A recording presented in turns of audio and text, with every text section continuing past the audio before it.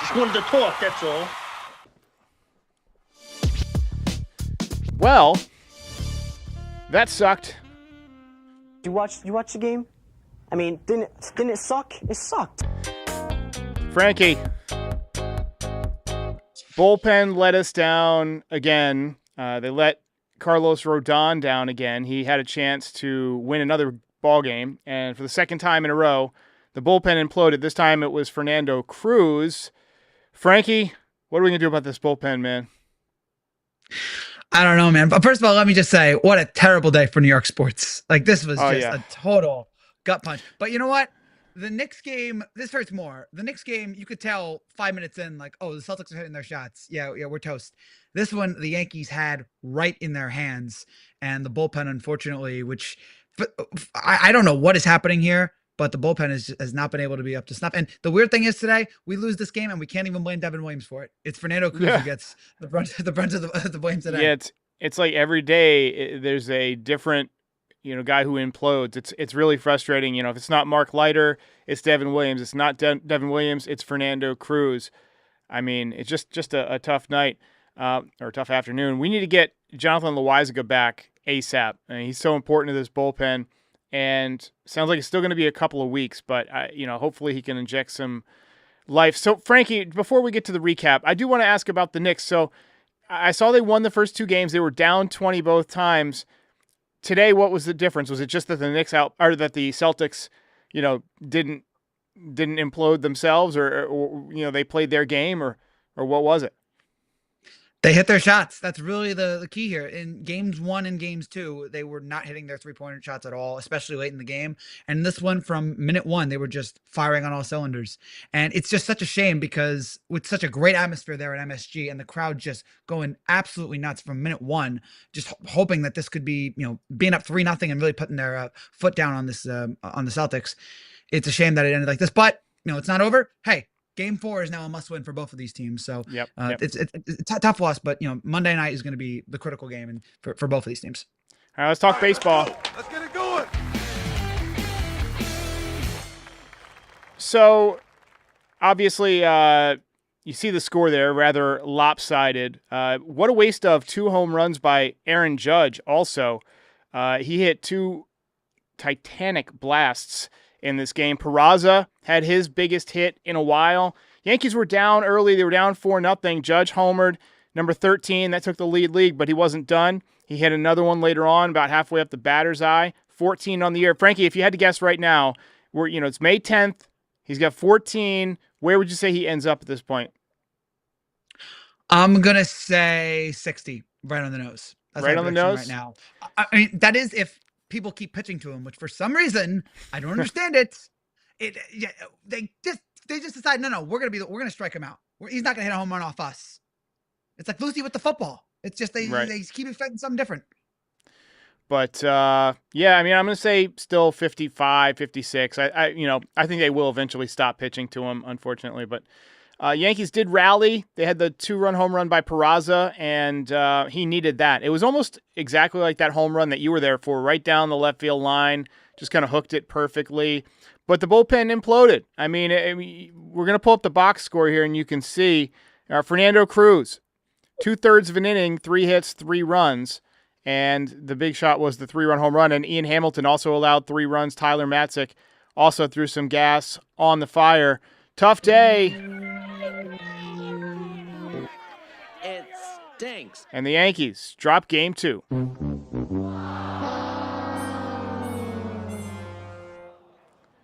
Well, Frankie, you can't win them all. I mean, the Athletics are a good team. Last night was brilliant with the 3-home run game by Dominguez, and today it looked like we were going to have a great comeback win. I was getting amped up. I was trying to figure out how to get the fun hat on with some headphones so I didn't have to wear 2 hats like last night. But ultimately, the bullpen let us down. Dominguez for his encore. At least Boone didn't sit him against the lefty. He went 0 for 3. I thought he just missed one that he kind of got under that, came up just short. I thought Bellinger had some good at-bats in the 9th inning. He really had no chance against Mason Miller. Nobody really did. Goldschmidt, 1 for 5. Not sure I love him in the leadoff spot. I kind of like him more in the middle of the order. We had Reyes in there today. He did get a hit, but you figured Yorbit Vivas had 2 hits last night. Frankie, where's Vivas? I don't understand. Can I just a message to Aaron Boone? I don't know if Aaron Boone is watching this, but if you are, Aaron, stop trying to make Pablo Reyes happen. It is not going to happen. The man should not be anywhere near a major league or a minor league field. Get him the heck out of there, okay? And the only time finally something happened when we pinch hit Cabrera for him, and he hit the sac fly. Just please, enough. I'm wondering. My theory here, Derek, is that they know that DJ's coming up, and they know that Yankee fans are not too happy about seeing DJ back up there. They're well worried. So they're thinking, all right, guess what? It could be worse. It could be worse. We'll bring Pablo Reyes out here just to make you miss DJ LeMahieu. Well, hopefully when DJ comes back, Reyes is the one that gets the axe. I can't see him giving the axe to Peraza, especially not after he went deep today. But I would have liked to have seen Vivas in there against the lefty. He seems to have a good swing, a good approach at the plate. I don't think that he's somebody that lefties are going to really overpower him too much, especially not somebody like J.P. Sears who doesn't throw overly hard, right? So, and I've always kind of felt like you can't get better at something unless you do it. So the way that they baby these guys who are coming up out of the minor leagues and they don't let them face, lefty versus lefty, and they don't let them go deep into games, all you're doing is kind of inhibiting their development a little bit. Thoughts?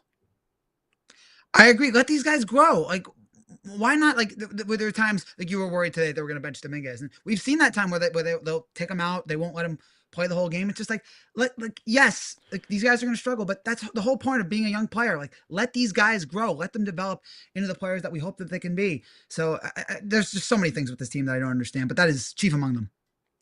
Yeah. All right. Let's talk about Rodon. We got some comments about him.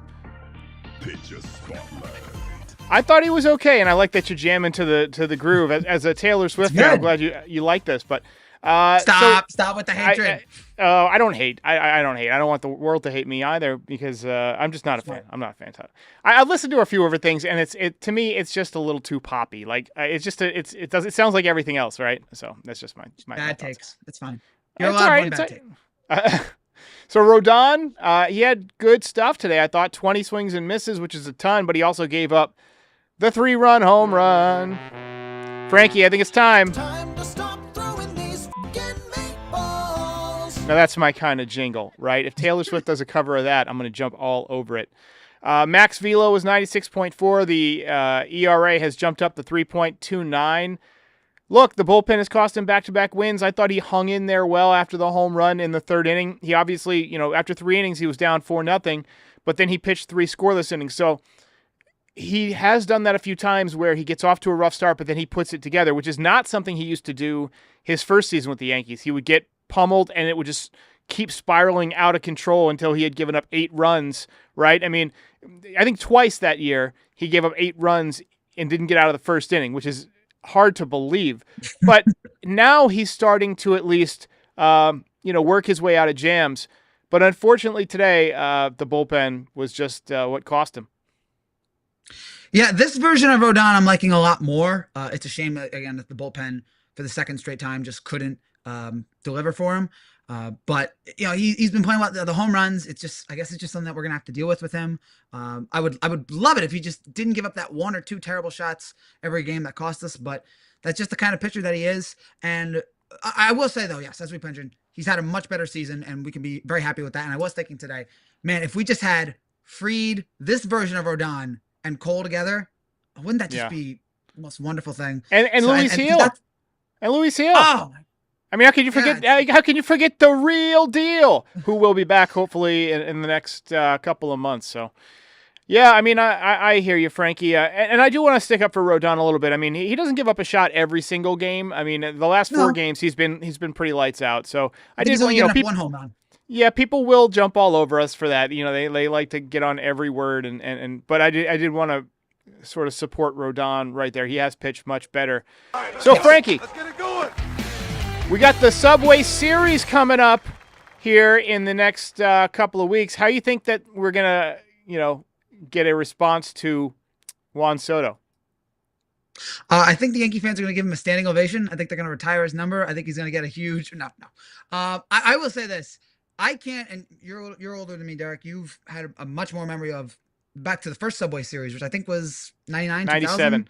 97. 97. Okay.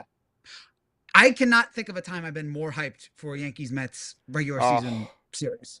Like I just had so much excitement, not only with how great both teams played, but now with Soto over there in Queens. It is going to make for such a great atmosphere next week.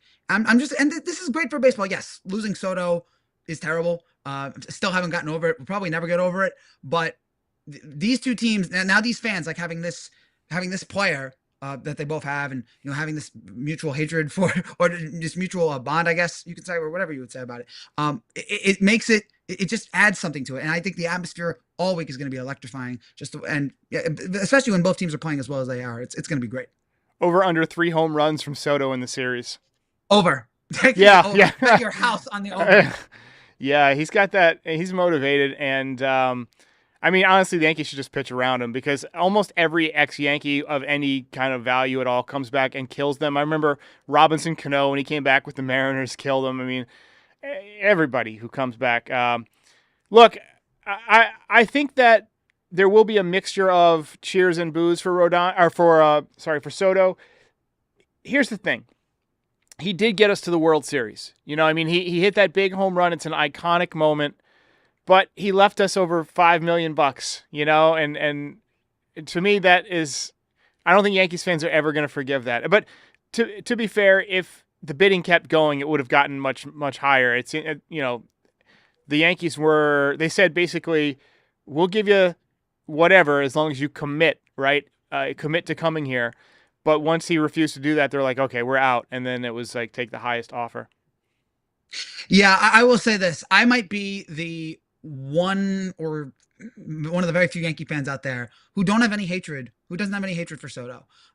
Look, he gave me the best moment that I've had as a fan in the last 15 years, that home run to send us to the World Series. He never promised that he was going to stay here. It was, Yep. he never said, "Oh, I'm definitely gonna be here for a long time."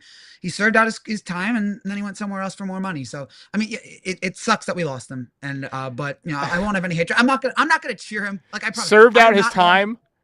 You make it sound like he was in a prison sentence. Yeah. Yeah, you know what I mean. I'm sorry, I'm drunk. So Frankie, let me get your answer on this here. Thoughts on trading Trent Grisham while his value is high? All right, that is the Trent Grisham trade now, man. Like, he's the last. While Michael King is out there dominating in San Diego, we got to get every ounce of value out of Trent Grisham here. I like what Trent Grisham's doing. I think it's for real. I was a little worried today when he slammed into the wall and he kind of, it looked like he kind of jammed his shoulder a little bit. Like when he started to get up, he kind of sat down a little bit like, ooh, that didn't feel good. But he walked it off. I think he's going to be okay. But yeah, I'm anti-trading Grisham. Who on this team would you trade? Like who? I mean, Devin Williams, obviously. Like for anything, literally for an extra groundskeeper, whatever. Like give us your weirdest groundskeeper who's most likely to be a criminal. Like just give us. We'll let him rake until he gets thrown in jail for, whatever nonsense. I mean, I'm on board with trading Devin Williams. I think they should try and move one of their infielders, whether it's Peraza or Oswaldo Cabrera, and just let one guy play every day and see how that goes. I'd still like him to pick up a third baseman, but I'm not sure, who's really available. No, there's a lot of choices out there. I am curious to see, because I keep thinking ahead here. April and May, it's nice, but I'm thinking about September, October, and how we're going to look going forward. And I'm wondering, like, who are we going to get at the deadline that's going to improve this team? Are we going to need a third starter? I mean, I'm assuming that Hill is going to be that third guy in the rotation, so that'll be Rodon, Fried, and Hill. But I'm wondering what we're going to add there. And I would also like on players that could get traded. Pablo Reyes, I'll trade him for anything. I will trade him for, not that anyone will take him. You can't get in. You couldn't get anything from him. All right, we're going to get a quick word from our sponsor today, the guys at Foul Territory talking Car Gurus, and then Frankie will be back to finish up and wrap up a quick recap here after a tough Yankees loss. It is complicated enough to figure out what type of car you want, but when it comes to pricing and best time to buy and all of that information that you're looking for, Car Gurus is the only destination that you should be thinking about, Kratz. Why? Because I don't have to question what the price is. It's going to be there. If the price changes and comes down to where I want it to be, bang, I get a notification. Car Gurus is giving it to me straight, and this is how I want to purchase a car. Not fast. I just want to know what's going on. With over 4 million listings, Car Gurus has more car listings than any other major online automotive marketplace in the U.S. So you can find the best deal, and it's no wonder SimilarWeb estimated traffic data shows Car Gurus is the #1 most visited car shopping site. So you can buy or sell your next car today with Car Gurus at cargurus.com. Go to cargurus.com to make sure your big deal is the best deal. That's cargurus.com, cargurus.com. Let's hear it for Car Gurus. I have trouble saying that word, Car Gurus. Car Gurus. Gurus Fraba. You ever see that? What movie is that? Oh, it was Anger Management. It had, Okay. I think it had Roger Clemens in it, and it might have Derek Jeter too. So it had Jack Nicholson, Adam Sandler, and Adam Sandler plays a guy with, rage problems, which it's a stretch for him, right? I mean, I can't imagine any movie where he has really rage. out of his type. Yeah, and Jack Nicholson is kind of guiding him to figure things out, but he's a very enraging person. It's pretty good, and they had Roger Clemens in there in that movie. So, all right, so we got a comment here. Judge needs to stay in the 3-hole. I could get on board with that. I mean, who are you going to hit in front of him, though? I mean, it sucks that every single day somebody good has to sit right now. You got to sit Rice, or you got to sit, Goldschmidt. Pretty soon, once Stanton is in the mix, you're going to have to sit somebody else. You got to sit one of the outfielders, whether it's Belly or Dominguez or Grisham. And I bet you Grisham gets the day off tomorrow just because he had kind of a tough day in the field and he slammed into the wall. So I think tomorrow you'll see Bellinger back out there in center field, and you'll see Dominguez again in left field in Game 3 against Luis Severino. It looked... There were 2 balls tonight that had the launch angle that Dominguez hit, but just couldn't get the carry today. I wanted to ask you, where did last night rank in terms of like the greatest nights of your life? Seeing Dominguez hit 3 home runs. It was pretty awesome. I got to say, I love it when my young rookies that I'm a big fan of do well, and just seeing him kind of blossom has been a ton of fun. And the grand slam to cap it off, it made staying up till 1 a.m. just a little extra sweet. But today, unfortunately, comes the bitterness. But I've actually got somebody knocking on my door. This game went a little bit longer than I expected, so we're going to wrap it up pretty early tonight. But I wanted to thank you, Frankie, for hopping on here, and hopefully your Knicks do a little bit better in Game 4 on Monday night. I hope so too. But yeah, just and let's hope that tomorrow we can at least salvage this series. I mean, I guess we already got to win, but let's win this series. We couldn't beat Baltimore. We couldn't beat Tampa. We did beat San Diego, but let's try to get one here against Sacramento or Oakland or whatever the hell they call themselves. All right, everybody. We'll catch you next time. Hey, while I've got you here, be sure to like the video and subscribe to the channel. Pinstripe Territory is the official Yankees podcast of the Foul Territory Network. We are home to the #1 most watched MLB postgame show on YouTube since 2021. We're here after every Yankees game and for reactions to all the best news and rumors during the offseason. Be a part of the show by calling into the voicemail 718-899-1068. Try to keep it clean for me. And if you ever miss us on YouTube, be sure and subscribe on all your favorite podcast platforms. Go ahead and rate us 5 stars. It'll help other people find the show. Thanks for watching. See ya.